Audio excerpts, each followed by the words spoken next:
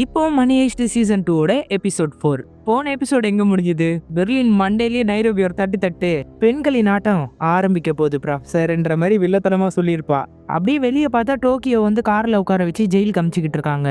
இன்னும் நைரோபி பேசிட்டு தான் இருக்கா. நீங்க கால் பண்ணாத டைம்ல என்னென்ன நடந்துச்சு தெரியுமா? டோக்கியோ பெர்லினை வச்சு ரஷ்யன் ரூலெட் விளையாடிட்டா. அந்த கடுப்புல டோக்கியோ ஸ்ட்ரக்சர்ல வச்சு தள்ளிட்டான். அதுக்கப்புறம் ரியோ அதை எதிர்த்தான்றதுக்காக அவனை சுட்டு கொலை பண்ணவே ட்ரை பண்ணிட்டான். இதுக்கப்புறம் நான் தான் கண்ட்ரோல் எடுத்துப்பேன் ப்ரொஃபசர் அப்படின்ற மாதிரி கத்துவா. அந்த டைம்ல கேம்ப்லேருந்து அவளுக்கு ஃபோன் வருது. சிங்க் பண்றேன்ற மாதிரி ஃபோன் காலில் சிங்க் பண்ணி விட்டுருவா. ரக்கேல் தான் ப்ரொஃபசர் கிட்ட பேசுவாங்க. ப்ரொஃபசர் பேச ஆரம்பிக்கிறதுக்கு முன்னாடி ஒரு விஷயத்த கிளாரிஃபை பண்ணியிருக்கேன். உங்களை நான் எப்படி கூப்பிடுறது? சர்ஜியோவா இல்லை ப்ரொஃபஸரா? உங்களை பொறுத்த வரைக்கும் நான் எப்பவுமே ப்ரொஃபசர் தான். அப்படி தானே இன்ட்ரடியூஸ் ஆனேன், நீங்கள் அப்படியே கூப்பிடுங்க. உங்களோட முதல் காதல் எங்கே ஏற்பட்டுச்சுன்னு சொல்ல முடியுமா? ஒரு இயற்கையான இடத்துல, ஒரு கேம்பிங்கில் தான் ஏற்பட்டுச்சுன்ற மாதிரி சொல்லுவாங்க. அதே மாதிரி தான் இந்த ஹைஸ்ட்டு என்னுடைய முதல் கொள்ளை. அதை எப்படி அசால்ட்டாக விட்டுற முடியுன்ற மாதிரி ப்ரொஃபஸர் சொல்லுவார். நான் டோக்கியோவை ஜெயிலுக்கு அமிச்சிட்டேன். நீங்கள் என்ன நினச்சாலும் அவளை பெயிலில் எடுக்க முடியாது. என்ன அவ்வளோ சீக்கிரமாக அமிச்சிட்டீங்க? ஏதாவது குடைச்சல் கொடுத்தாலா என்ன? அவள் தேவையில்லாமல் என்னை டைவர்ட் பண்ண ட்ரை பண்ணா. அதுக்காக தான் அமிச்சேன். சரி அப்புறமா நான் பேசுகிறேன்ற மாதிரி ஃபோனை கட் பண்ணிடுறாரு. அவர் ரொம்ப பதட்டமாக இருக்காரு. அவர் ஃபோனை கட் பண்ணோன்னே ரக்கேல் அவரோட ஃபோனுக்கு கால் பண்ணுறாங்க. சல்வா எப்படி இருக்க? கொஞ்சம் உடம்பு வலிக்குது, என்னோட ஷூலெஸ் கட்டவே எனக்கு கஷ்டமா இருக்குன்ற மாதிரி சொல்லுவாரு. நான் உன்னை கூட இருந்து பார்த்துக்கணும்னு நினைக்கிறேன், நீ என்னோட வீட்டுக்கு வரியான்ற மாதிரி கேட்பாங்க. செம்ம பிளானா இருக்கு, கண்டிப்பா வரேன்ட்டு சொல்லிட்டு ப்ரொஃபசர் போனை கட் பண்ணிடுறாரு. மனுஷன் ரொம்பவே டயர்ட் ஆயிட்டாரு. சட்டையை கழட்டிட்டு போய் பெட்ல படுத்துக்கிறாரு. அடுத்து ரியோவை ஹாஸ்டேஜஸ் இருக்கிற இடத்துலயே தள்ளி விட்டுறாங்க. என்னாச்சுன்ற மாதிரி அந்த பொண்ணு தான் வந்து கேட்பா. டோக்கியோ போலீஸ் கிட்ட பிடிச்சி கொடுத்துட்டாங்க. நான் உங்களுக்கு எதிராக செயல்பட்டேன்ட்டு என்னையே கட்டி சுட ட்ரை பண்ணா. இப்போ நானும் உங்களை மாதிரி தான் ஹாஸ்டேஜ் தான்ற மாதிரி வருத்தப்படுவான். அந்த பொண்ணு உடனே கட்டி பிடிச்சி ஆறுதல் தருவா. டீச்சர் கத்துவாங்க, ஆர்த்ரோ கம்முன்னு இருங்க, இப்போ அவங்க ஆளு நம்ம ஆளா மாறி இருக்கா, எப்படியாவது நம்ம இங்கே தப்பிக்க ட்ரை பண்ணியே ஆகணும். இதே மாதிரி அடைஞ்சிருக்க முடியுமா? அவங்க பணம் தரேன்னு சொன்னது எல்லாம் சுத்த போய் அதை இவனே தானே சொன்னான். இதுக்கப்புறம் நம்ம இங்கே வேலை பார்த்துட்டு இருக்க தேவையில்ல. 8 பேர்ல 3 பேர் குறைஞ்சிட்டாங்க. அவங்க ஸ்ட்ரென்த்து குறைஞ்சிருச்சு, நம்மளும் இங்கேருந்து தப்பிச்சே ஆகணுன்ற மாதிரி பேசுவான். ரியோவே அப்போ ஐடியா தரான். நீங்கள் ஒரிஜினலான கன் எடுக்கணும், உங்ககிட்ட இருக்கிற போலியான கன்னை ஒரிஜினல் கன் கூட மாற்றி வச்சிருங்கன்ற மாதிரி சொல்கிறான். அதுக்கு அடுத்து நம்ம ப்ரொஃபசர் ரக்கேல் அவங்க வீட்டுக்கு தான் வந்திருக்காங்க. பொண்ணு ப்ரொஃபஸரை பார்த்தோன்னே யார் நீங்கள் அப்படின்ற மாதிரி கேட்டு நல்லபடியாக விசாரிப்பா. பாட்டி உடனே நாளைக்கு ஸ்கூல் இருக்குல்ல வா போகலான்ற மாதிரி பேத்தியை கூப்பிட்டு போயிடுவாங்க. ப்ரொஃபஸரும் பக்கத்துலேயே உட்காந்து ட்ரிங்க்ஸ் பண்ணிக்கிட்டு இருப்பாரு. 2 பேரும் அங்கே க்ளோஸாக இருக்காங்க. அடுத்து எல்லா ஸ்டேஜஸையும் ஒரே இடத்துக்கு கொண்டு வந்து பணத்தை ஒழுங்காக பேக் பண்ணுற வேலையை சீக்கிரமாக பாருங்கன்ற மாதிரி நைரோபி சொல்வா. இன்னும் எத்தனை நாள் தான் எங்ககிட்ட பொய் சொல்ல போறீங்கன்னு ஆர்த்தரோ சொல்வான். டென்வருக்கு டென்ஷன் ஆகிடும்.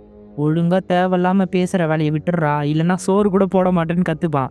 நைரோபி உடனே உங்கள் யார்கிட்டயும் நான் பொய் சொல்ல, நான் சொன்னது எல்லாத்தையும் காப்பாற்றிருக்கேன், ஒழுங்காக வேலையை பாருங்கன்ற மாதிரி சொல்லிட்டு போயிடுறான். போகும்போது டென்வர் மோனிகாவை ஒரு மாதிரி வருத்தமாக பார்த்துட்டு தான் போவான்.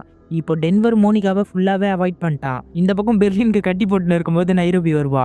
இங்கே பார், இதுக்கப்புறம் நான் தான் லீடரு, ஒத்துக்கிறியா இல்லை எனக்கு எதிரியா மாற போறியான்ற மாதிரி கேட்பா. உன்ன மாதிரி ஒரு அழகான தேவதை எங்க பக்கம் நிற்கும் போது நான் எப்படி ஒத்துக்காம இருப்பேன்? இனிமே நீ சொல்றதா எல்லான்ற மாதிரி சொல்லிடுறான். இந்த பக்கம் நம்ம எப்படி ஒரிஜினல் கன் எடுக்கிறது, யார்கிட்ட இருந்து எடுக்க போறோன்ற மாதிரி பேசிப்பாங்க. ஆர்த்ரோ டென்வரை பார்த்துட்டு டென்வர் கிட்ட இருந்து எடுக்க போறோன்ற மாதிரி சொல்வான். மோனிகா ஒரு மாதிரி கடுப்பாவா. என்ன மோனிகா இந்த வேலையை பண்ண மாட்டியான்ற மாதிரி கேட்டா அவ திரும்பிப்பா.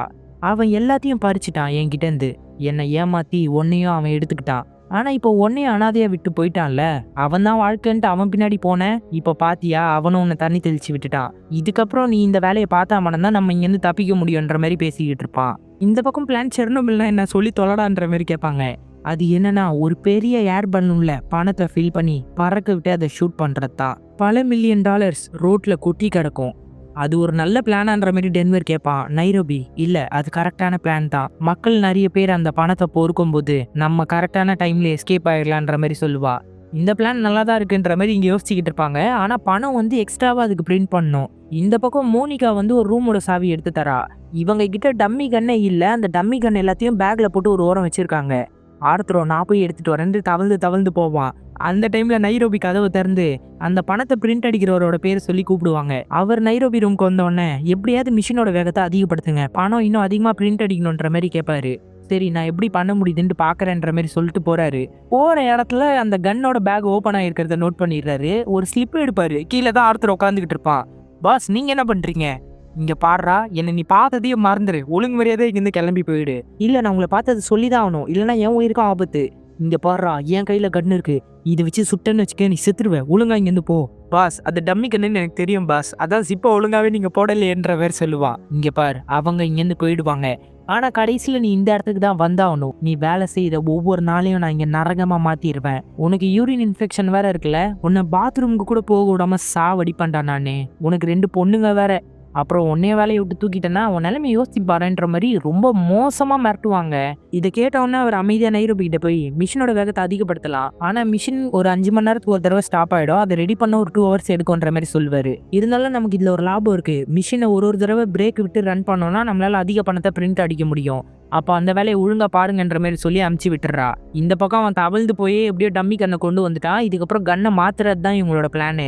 அடுத்து ப்ரொஃபஸரை காட்டினா ரக்கேல் கூட ஒன்னா படுத்துக்கிட்டு இருக்காரு. ரொம்ப யோசிச்சுக்கிட்டே இருப்பாரு. என்ன ரொம்ப குழப்பமா இருக்கேன்ற மாதிரி கேட்பாங்க. இல்ல குழப்பமா இல்ல, இந்த மாதிரி ஒரு சந்தோஷத்தை என் வாழ்க்கையில நான் அனுபவிச்சதே இல்லைன்ற மாதிரி சொல்வாரு. நான் ரொம்ப இம்ப்ரெஸ் ஆயிட்டேன், மறுபடியும் இம்ப்ரெஸ் பண்ண ட்ரை பண்ணாத, நான் உண்மையை தான் சொல்றேன். உலகத்திலேயே பெஸ்ட் ஆப்பிள் சைடரை செய்யணுன்றது தான் என்னோட ஆசையே. இன்னும் சொல்லணும்னா அது என்னோட அப்பாவோட ஆசை. அவர் சைடரை பத்தி சொல்றது எல்லாமே ஹைஸ்டோட பயங்கரமா சிங்க் ஆகும்.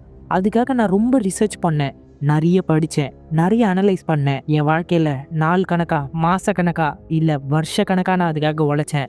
இது என் அப்பாவோட கனவுன்னு சொன்னல, நிறைய டின்னு 2500 டின்னு கிட்ட சைனட் செய்யணுன்றது தான் என்னோட அப்பாவோட கனவு. ஆனா அது நிறைவேற்றுறதுக்குள்ள அவர் இறந்து போயிட்டாருன்ற மாதிரி சொல்லுவாரு.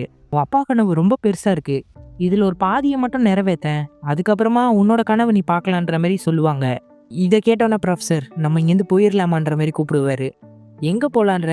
ஒரு தனி ஐலாண்டுக்கு நம்ம மட்டும் வாழ்க்கைய ஆரம்பிக்க போகலாம், அதுல எந்த பிரச்சனையும் இல்லை, ஆனா எனக்கு பொண்ணு இருக்கா, எனக்கு அம்மா வேற இருக்காங்கன்ற மாதிரி சொல்லி வருத்தப்படுவா. அவனையே கூப்பிட்டு வந்துரு, எப்படி ஃபேமிலியா நம்ம அங்கே போய் செட்டில் ஆக போறோமான்னொன்னே, ஆமா ரக்கேல், எனக்கு இது கனவா முடிஞ்சிடக்கூடாது, உன் கூட இந்த வாழ்க்கை கண்டினியூ ஆகணும். இது வரைக்கும் எனக்கு வாழ்க்கை மேல இப்படி ஒரு ஈடுபாடு இருந்ததே இல்லை, இதுக்கப்புறம் எனக்கு வாழணும்னு ஆசையா இருக்கு, நாம போயிடலாம், தனியா ஒரு வாழ்க்கையை ஆரம்பிக்கலான்ற மாதிரி கூப்பிடுவாரு. இதெல்லாம் கேட்டோன்னே ரக்கேலுக்கே கண் கலங்கிரும். ரொம்ப சந்தோஷமா இருக்கு, கண்டிப்பா நம்ம போலாம். அப்படின்னா உன்னோட கேஸை முடி, சீக்கிரமா உன் கேஸை முடிக்கிற வேலையை நீ பாரு, என்னோட சைடர் வேலையை நான் முடிச்சிடுறேன், அப்புறமா நம்ம போலான்ற மாதிரி ப்ரொஃபஸர் சொல்றாரு. இதை கேட்டோன்னா ரக்கேல் ரொம்ப சந்தோஷமா சிரிச்சுக்கிட்டே போலாம் அப்படின்னு எந்திரிச்சு அங்கேருந்து போறாங்க. இப்போ இவங்க 2 பேரும் பயங்கர சுறுசுறுப்பாயிடுவாங்க. ரக்கேல் கேம்ப்க்கு வந்தோடனே 24 மணி நேரத்துக்குள்ள அவங்கள பிடிச்சே ஆகணும், அவங்க நம்மளுக்கு ரொம்ப ஆட்டம் காமிச்சிட்டாங்க, இதுக்கப்புறம் இந்த வேலையை நான் முடிச்சு கட்டுறேன்ற மாதிரி கத்திக்கிட்டு வராங்க. இதை கேட்டவங்க எல்லாருமே என்னாச்சு அவங்களுக்குன்ற மாதிரி பார்ப்பாங்க. கூட இருக்கிற போலீஸ்காரர்கிட்ட போய் எனக்கு ஒரு சந்தேகம் இருக்கு, யாரோ ஒரு ஆள் வெளியே இருந்து தான் அவங்களுக்கு ஹெல்ப் பண்ணிக்கிட்டு இருக்கான், அந்த ஆள் யாருங்கிறத நம்ம கண்டுபிடிக்க போறோம். இந்த பக்கம் ப்ரொஃபஸர் நைரோபி கிட்ட, இதுக்கப்புறம் யாரும் காயப்படுறது, கஷ்டப்படுறது, சாகிறது எதையும் நான் ஏத்துக்கவே மாட்டேன், இதுக்கப்புறம் நீ தான் கேப்டனா இருக்க போற, பிளான் ரொம்ப கிளீனா போகணுன்ற மாதிரி சொல்லிக்கிட்டு இருக்காரு. இப்போ நம்ம உடனே செய்ய வேண்டிய வேலை கீழே இருக்கிற ஹாஸ்டேஜை விடுதலை பண்ணணும், அதை தானே நம்ம வாக்கா கொடுத்தோம், அதை செஞ்சிடலாம் ப்ரொஃபஸர், ஏன்னா எல்லாரையும் பார்த்துக்கிற அளவுக்கு நமக்கு ஆட்கள் கிடையாது, செய்யலாம், ஆனா அதுக்கு எனக்கு 1 hour டைம் கொடு, நம்ம செய்ய போறத இந்த உலகமே பார்க்க போகுதுன்னு சொல்லி ஃபோனை கட் பண்றாரு. அடுத்து உடனே ரக்கேலுக்கு ஃபோன் அடிக்கிறாரு. எங்க சைட்லேருந்து 11 ஹாஸ்டேஜஸை நாங்கள் ரிலீஸ் பண்றோன்ற மாதிரி சொல்வாரு.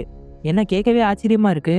ஆமா, நாங்கள் 11 ஹாஸ்டேஜஸை ரிலீஸ் பண்ண போறோம், ஆனா அதுக்கு முன்னாடி ஒரு லைவான மீடியா கவரேஜ் எங்களுக்கு கிடைக்கணும், உள்ள வந்து ஒரு மீடியா ரிப்போர்ட் எடுக்கணுன்ற மாதிரி சொல்வாரு.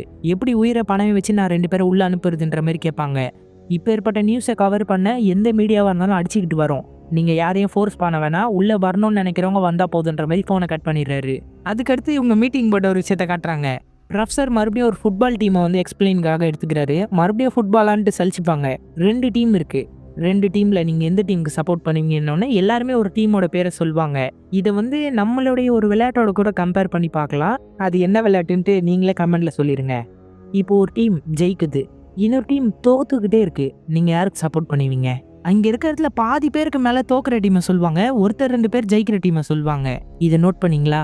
மக்கள் எப்பவுமே ஒரு வீக்கான டீமுக்கு தான் சப்போர்ட் பண்ணுவாங்க, அவங்க மென்டலாவும் எப்பவுமே அப்படிதான் இருப்பாங்க. இதுக்கு பேர் தான் அண்டர் டாக் எஃபெக்ட். ஒரு டீம் தோக்க போது, ஒருத்தங்க கஷ்டத்துல இருக்காங்கன்னு தெரிஞ்சா எப்பவுமே மக்கள் அவங்க பக்கத்துல தான் நிற்பாங்க.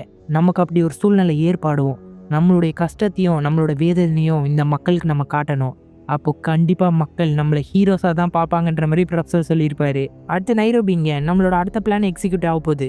மீடியா உள்ள வரப்போது, மீடியா முன்னாடி யார் பேச போறீங்க, ஆனா முகத்தை காமிச்சு பேசணும். ரியோ நீ தான் எங்க சார்பா பேசணுன்ற மாதிரி கேட்டா அதுக்கு வாய்ப்பே இல்லை, இப்போ நானே உங்களோட ஹாஸ்டேஜ், என்ன பேச விட்டீங்கன்னா நான் எக்குத்தப்பா பேசிடுவேன்ற மாதிரி கடுப்பாயிருப்பான். அப்போ நானே மாஸ்க் போட்டு பேசுறேன்னு நைரோபி சொல்வா. உடனே பெர்லின் எந்திரிச்சிட்டு, என்ன நீ பேச போறியா? நம்மளோட வலிகள் வேதனைகள் எல்லாமே மக்களுக்கு தெரியணும், நம்ம கண்கள் மூலமா வேதனையை பரப்பி வார்த்தைகள் மூலமா உள்ள புகுத்தணும். அந்த வேலையை செய்ய தான் நான் இருக்கலன்ற மாதிரி எந்திரிச்சு சொல்லுவான். ஆனா இந்த உலகத்துல வலியை அனுபவிக்காத ஆள்னா அது நீதாண்டான்ற மாதிரி பெர்லினை பார்த்து கத்துவா. இந்த வார்த்தையை நோட் பண்ணிக்கோங்க. இப்போ மக்களுக்கு 3 பேரோட முகம் தான் தெரிஞ்சிருக்கு. ஒன்னு டோக்கியோ, ரியோ, நானு. ரியோ முடியாதுன்ட்டான். டோக்கியோ போலீஸ் ஸ்டேஷன் போயிட்டு இருக்கா. இப்போ நான் மட்டும் தான் பண்ணி ஆகணும்னு சொன்னோன்னே சரி வேற வழியில நீயே பண்ணி தொலைடான்ற மாதிரி எல்லாருமே ஒத்துக்கிறாங்க. அடுத்து கேம்ப்ல இன்னொரு பெரிய உயர் அதிகாரி வந்திருக்காரு. அவங்க 11 பேரை ரிலீஸ் பண்றதுக்காக ஒரு பிரஸ் மீட்டை தானே கேட்டிருக்காங்க. அதுல ஒன்றும் பிரச்சனை இல்லை, அதை பண்ணிடலான்ற மாதிரி சொல்றாரு. அப்புறம் ரக்கேலை பத்தி நீ ஏதோ ஆப்ரேஷன் பண்ணணும்னு சொல்லிட்டு இருக்கியாமே, என்ன ஆப்ரேஷன்? அதுவும் ஹாஸ்பிட்டலியா பண்ணோன்ற மாதிரி கேட்பாரு. உள்ள இருக்கிற டீமுக்கு வெளியேந்து யாரோ ஒருத்தன் ஹெல்ப் பண்ணிக்கிட்டு இருக்கான். அவன் யாருன்ட்டு ஏஞ்சலுக்கு மட்டும்தான் தெரியும். ஏஞ்சல் எந்திரிச்சிட்டான்னு தெரிஞ்சா கண்டிப்பா அவனை கொலை பண்றதுக்காக அவன் உள்ள வருவான். இப்போ நம்ம ட்ராப்பை ஃபிக்ஸ் பண்ணலாம், அதை வச்சு அவனை கண்டுபிடிக்கலாம். ஆனால் ஹாஸ்பிட்டல் ரொம்ப சென்சிட்டிவான விஷயம்ன்ற மாதிரி சொல்வாரு. இதை செஞ்சால் மட்டும்தான் அவங்களை பிடிக்க முடியும். என்ன உனக்கு 10 பேர் போதுமா? 20 பேர் வேணுன்ற மாதிரி ரக்கேல் கேட்குறா. அடுத்து டென்வர் மோனிகாவை மருந்து போடுறதுக்காக கூப்பிட்டு போகிறான். ட்ரெஸ்ஸை கழட்டினா தானே மருந்து போட முடியும். திரும்பி நில்லு, நமக்குள்ள தான் எதுவும் இல்லைன்னு ஆயிடுச்சு இல்லைன்ற மாதிரி சொல்லுவா. அவனும் திரும்பி நிற்பான், கண்ணை ஒரு ஓரம் வச்சுட்டு. அவகிட்ட டம்மி கன்று இருக்குங்க, அந்த கண்ணை மாற்றி ஒரிஜினல் கண்ணை எடுத்துக்கிறா. எடுத்துட்டு ஓரமா போய் உட்காந்துக்கிறா ட்ரெஸ்ஸோட ஒழிச்சு வச்சு. இவன் அதை கண்டுக்காம மருந்து போட்டு விட்டுன்னு இருக்கான். இந்த பக்கம் ரக்கேல் பயங்கரமா பிளான் போட்டுன்னு இருக்கா. ஹாஸ்பிட்டலுக்கு சரௌண்டிங்ல எந்த ஒரு போலீஸ் வண்டியும் நிறுத்தாதீங்க. அங்கே உண்மையான நர்ஸு டாக்டர் யாருமே இருக்கக்கூடாது, நம்ம ஆட்கள் மட்டும்தான் இருக்கணும். அப்புறம் சிசிடிவி கேமரா எல்லாமே நம்ம கண்ட்ரோல்ல இருக்கணும். அந்த இடத்துல ஏஞ்சல் இருக்கக்கூடாது, ஏஞ்சலை வேற இடத்துக்கு ஷிஃப்ட் பண்ணிருங்க. அந்த இடத்துல ஒரு போலீஸ்காரரும் அவங்க ஒய்ஃப் இடத்துலயும் இன்னொரு போலீஸ்காரங்க தான் இருக்கணுன்ற மாதிரி எல்லாத்தையும் பிளான் பை பிளானா ஃபிக்ஸ் பண்றா. அடுத்து மோனிகா அவளோட இடத்துக்கு வரா. என்ன போன வேலை என்ன ஆச்சுன்னா கன் எடுத்து காட்டுறா. கண்ணு கிடைச்சிருச்சு, அவ்வளோதான், நம்ம தப்பிக்க போறோம். எல்லா பணத்தையும் எடுத்துக்குங்க, முடிஞ்ச அளவுக்கு பணத்தை எடுத்துங்க. கணக்கில் இல்லாத பணம் தானேன்ட்டு எல்லாருக்கும் பணத்தை எடுத்து கொடுத்து அவனை பாக்கெட்டுக்குள்ள சொருகிட்டு கன் எடுத்துக்கிறான். உலகமே எதிர்பார்த்துட்டு இருந்த லைவ் நியூஸ் வந்து ரெடி ஆயிடுச்சு. 2 மீடியாக்காரங்க உள்ள போறாங்க. நம்ம பெர்லின் தான் முகமுடி இல்லாம பேசிட்டு இருக்கான். நியூஸ்ல கூட இவ ரொம்ப மோசமானவன்ற மாதிரி தான் பெர்லினை பார்த்து பேசிட்டு இருக்காங்க. இங்க இருக்கிற 11 பேரை தான் நாங்க ரிலீஸ் பண்ண போறோம். 5 நாளா அடைச்சு வச்சு இப்போ எதுக்கு நீங்க அனுப்புறீங்க? என்ன 5 நாள் ஆயிடுச்சா? என்னால அதை நம்பவே முடியல. இவங்க இங்க ரொம்ப கஷ்டப்பட்டாங்க, ரொம்ப போராட்டங்களும் கொண்டவங்க இவங்க. இவங்களை பத்திரமா அமுச்சு வை. ஹெல்சிங்கி கதவு திறனோன்னா கதவு திறக்கிறான், எல்லாருமே வெளியே போயிடுறாங்க. இப்போ பயப்புல பேசுவான் பாருங்க, பேச்சு பயங்கரமா பேசுவான். உங்களுக்கு ஒரு உண்மையை நான் எடுத்து உரைக்கணும் வாங்கன்ட்டு ஆஸ்லோட உடம்ப காட்டுறான். இவர் இறந்துட்டாரு, இவரோட உண்மையான முகத்தை எங்களால காட்ட முடியாது, ஆனா நீங்க செக் பண்ணி சொல்லலாம்லன்னொடனே அவங்க நாடி துடிப்பா பார்ப்பாங்க. ஆமா மக்களே, இவர் இறந்துட்டாரு. இங்கேருந்து தப்பிச்சு போன ஹாஸ்டேஜ் தான் ஒரு இரும்பு கம்பி வச்சு அடிச்சு இவரை கொண்டுட்டாங்க. இவன் உங்களுக்கு கெட்டவனா இருக்கலாம், ஆனா அவன் எங்கள்ல ஒருத்தன், எங்க கூட நின்னான், எல்லாத்துலயும் எங்க கூட தான் அவன் இருந்தான்ட்டு ரொம்ப வருத்தப்பட்டுன்னு நடந்து போவான். அது மட்டும் இல்ல, நீங்க நம்புற போலீஸ் கூட போய் சொல்லியிருக்காங்க. நான் திருடன் தான், ஜுவல்லரி ஷாப்ல திருடி இருக்கேன், வீட்டுக்குள்ள பூந்து திருடி இருக்கேன். ஆனா ஒரு பொண்ணை விற்கிற அளவுக்கு, சின்ன பொண்ணுங்களை கெடுக்கிற அளவுக்கு நான் மோசமான ஆள் கிடையாது. நீங்க என்ன சொல்றீங்க? போலீஸ் பொய் சொல்லியிருக்காங்கன்னு சொல்றீங்களான்னொன்னே, ஆமா அவங்க பொய் சொல்லியிருக்காங்க, போங்க நீங்களே வெளியே போய் கேள்வி கேளுங்க, அந்த பேப்பர்ஸ் எங்க, ப்ரூஃபை காட்டுங்கன்னு கேளுங்கன்ற மாதிரி சொல்லி ரொம்ப கண் கலங்குறான். இதை பார்த்தோன்னே அவ்வளோதான், ப்ரெஸ்ஸில் ஃபுல்லாக போட்டு கிழிக்கிறாங்க. அவர் என்ன சொல்றாருன்னா அவருக்கு எதிரான ஆதாரங்கள் இல்லைன்னு சொல்றாரு, அது உண்மைனா போலீஸை நிரூபிக்க சொல்றாருன்ற மாதிரி தான் நியூஸ் ஓடிட்டு இருக்கு. மீடியாக்காரங்களும் வெளியே போயிட்டாங்க.